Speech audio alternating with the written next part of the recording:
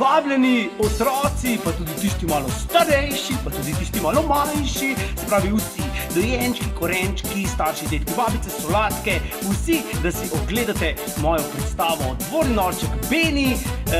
Zagotovo se boste vsaj malo nasmejali.